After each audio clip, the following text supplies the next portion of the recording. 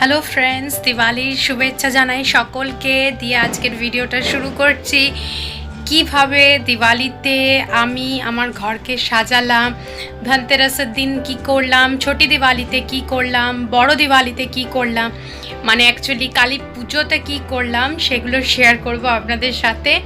এই ভিডিওতে দেখতে থাকুন শেষ পর্যন্ত। প্রথমবার রঙ্গোলি বানানোর চেষ্টা করেছি, কেমন হয়েছে নিশ্চয়ই কমেন্ট করে জানাবেন।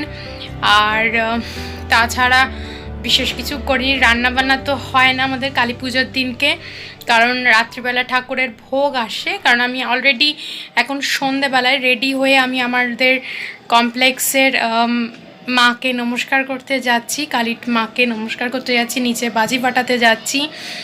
আর সাথে করে ঘরটাও একটু ডেকোরেট করেছি। তার মানে আমার ভিডিওতে কিছুটা হচ্ছে সেই সিনেমায় দেখায় না, একটু ফ্ল্যাশব্যাক অ্যান্ড কিছুটা ফিউচারের, ঠিক ওই রকম আমার এই ভিডিওটা আজকে সেরকম হবে। কিছুটা ফ্ল্যাশব্যাক, কিছুটা আর কি সামনে কি হতে চলেছে সেইটা আপনারা দেখতে থাকুন, ভালো থাকুন। আজকের দিনটা খুব এনজয় করুন, শব্দবাজি ফাটাবেন না, চেষ্টা করুন যতটা পারবেন ইকো ফ্রেন্ডলিভাবে দিওয়ালি সেলিব্রেট করুন। ভালো থাকুন, চলুন দেখতে থাকুন আমার ভিডিওটা শেষ অবধি দেখবেন, কিন্তু আমি কি করলাম না করলাম সব কিছু দেখতে হবে।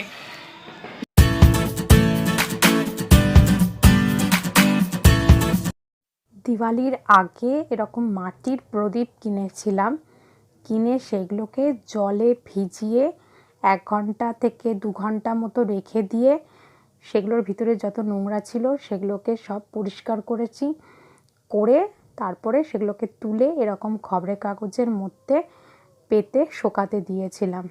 এই মাটির প্রদীপগুলো পুরো শুকিয়ে যাওয়ার পর আমি আর আমার মেয়ে মিলে এগুলোকে অ্যাক্রিলিক পেন্ট দিয়ে ভালো করে রং করেছি। তারপরে এগুলোকে সাজিয়েছি, কীরকম সাজিয়েছি সেগুলো আপনাদের সাথে শেয়ার করব। তো এইভাবে করেছি। এটা বাচ্চাদের জন্য একটা খুব ভালো ডিআইওয়াইও, বাচ্চাদের ওই টিভি বা মোবাইল দেখার থেকে ভালো এরম বসে সুন্দর করে প্রদীপ রং করা। তো রং করার পরে শুকিয়ে যাওয়ার পরে আমরা এরকমভাবে গ্লিটার ফ্লাওয়ার্স, তারপরে একটুখানি অভ্র, নানান রকম জিনিস দিয়ে সাজিয়েছিলাম আমাদের দিয়াগুলোকে। তো এইভাবে আমরা দিয়াগুলোকে রং করেছি। ফাইনালি দিয়াগুলো এরকম দেখতে হয়েছে।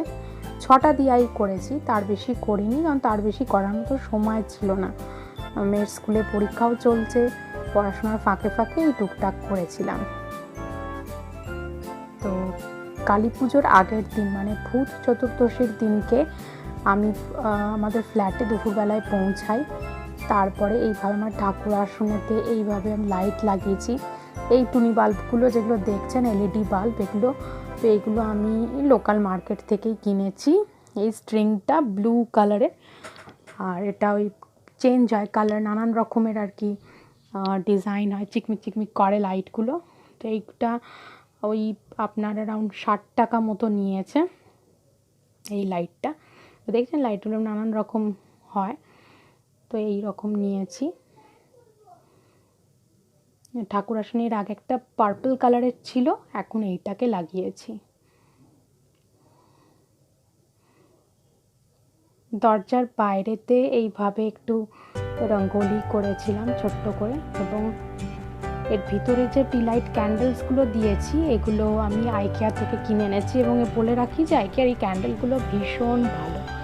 তো এটা একটু অন্ধকারের মধ্যে ছবি তোলার চেষ্টা করেছিলাম আমি গ্লাসের মধ্যে। এবার এইভাবে বিডস দিয়ে বা ফুল দিয়ে আর কি ওয়াটার ক্যান্ডেলস বানিয়েছি। এই ফুলটাও আমি লোকাল মার্কেট থেকে কিনে এনেছি ঘর সাজাবার জন্য। আমার হাজব্যান্ড প্রচুর হেল্প করেছে এবার ঘর সাজানোর জন্য এই রকমভাবে। আর এই লাইটটা দেখছেন, এই যে সাদা যে লাইটটা দেখছেন, এটা না কপার ওয়্যারের মধ্যে ছোট ছোট আর কি লাইট রয়েছে, এবং ওই লাইটটা আমি অ্যামাজন থেকে কিনেছি। এইভাবে আমাদের বারান্দাতেও একটু সাজিয়েছিলাম, লাইট লাগিয়েছি। এই যে টুনি বাল্বগুলো দেখছেন এগুলো সবকটাই আমি লোকাল মার্কেট থেকে কিনেছি, কোনোটা 35 টাকা, কোনোটা 60 টাকা এইভাবে নিয়েছে। আর এইভাবে ক্যান্ডেলস দিয়ে একটু সাজিয়েছিলাম ঘরটাকে। এটা হচ্ছে ভূত চতুর্দশীর দিনকে। মানে কালী পুজোর আগের দিনকে। এই ল্যান্টার্নটা আমি হোম সেন্টার থেকে কিনেছি, আর এইটাই হচ্ছে আমার ঘরের ফাইনাল লুক। এইভাবে অন্ধকার করলে এই লাইটটা বিশাল বড়, এবং এগুলো হচ্ছে ওই ইউএসবি পোর্টওয়ালা লাইট, খুব মজবুত কপার ওয়্যারের মধ্যে এই লাইটগুলো।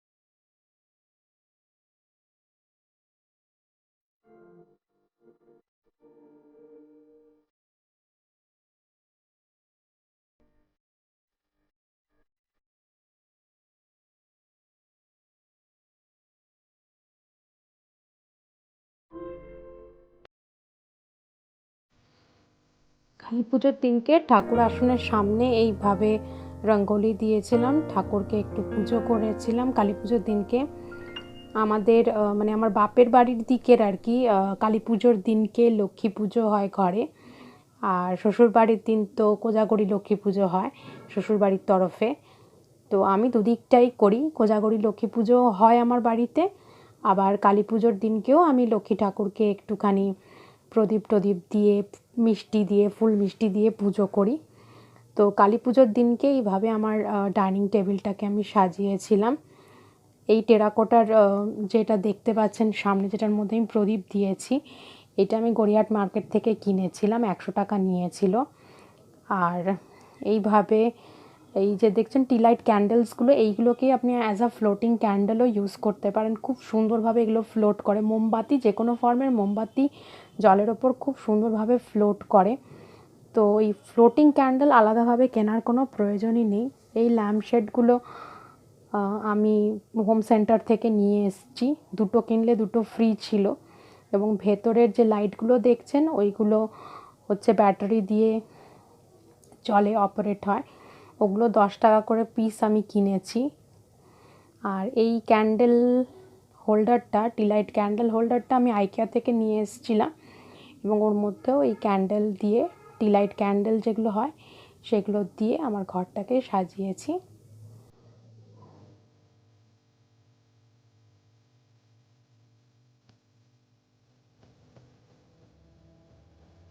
অন্ধকারে এরকম লাগছিল আমার ঘরটাকে।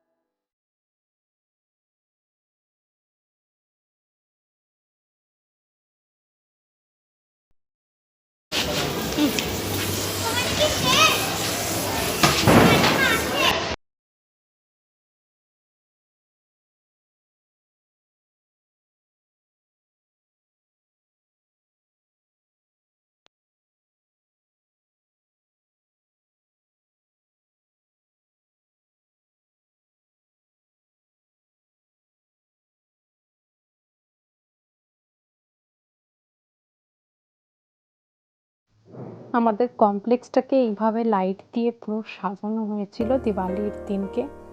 আর ওই যে ওপরে আমার ফ্ল্যাটে আলো জ্বলছে, আমরা একটু এক্সট্রাই আবার টুনি বাল্ব লাগিয়ে ফেলেছিলাম, লাগিয়ে টাগিয়ে সাজিয়েছিলাম ঘরটাকে।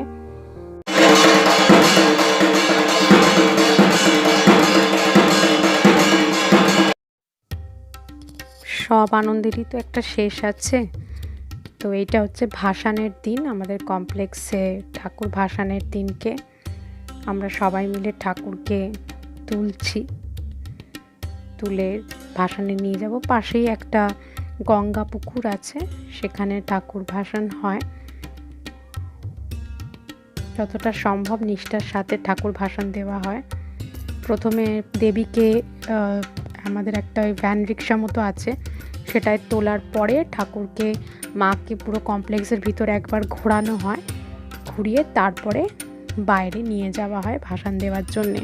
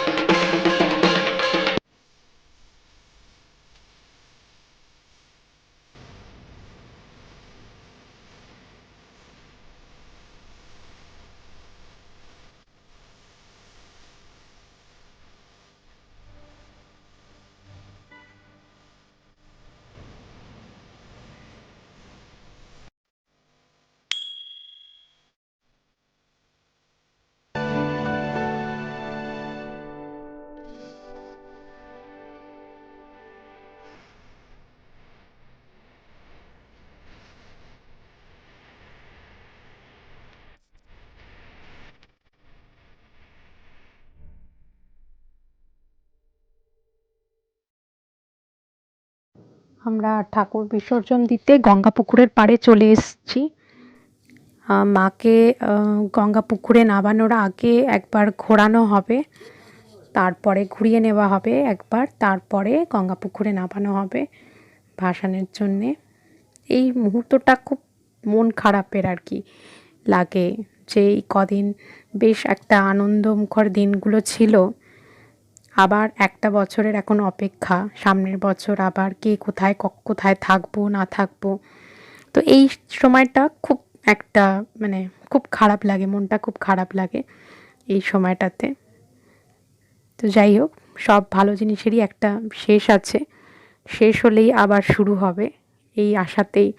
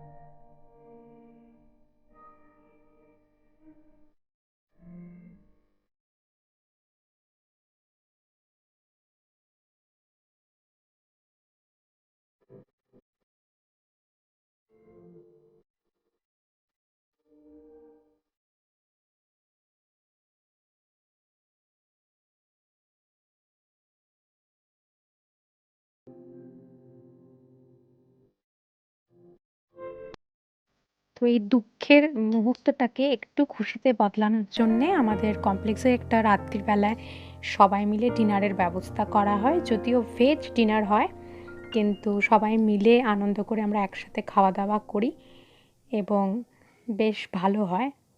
সারা বছর তো সবার সাথে দেখা হয় না, এই দিনগুলোতে একটু সবার সাথে মিলে আনন্দ করা যায়। আমার ভিডিওটা কেমন লাগলো নিশ্চয়ই কমেন্ট করে জানাবেন। আপনারা ভালো থাকবেন, দেখা হবে পরের ভিডিওতে।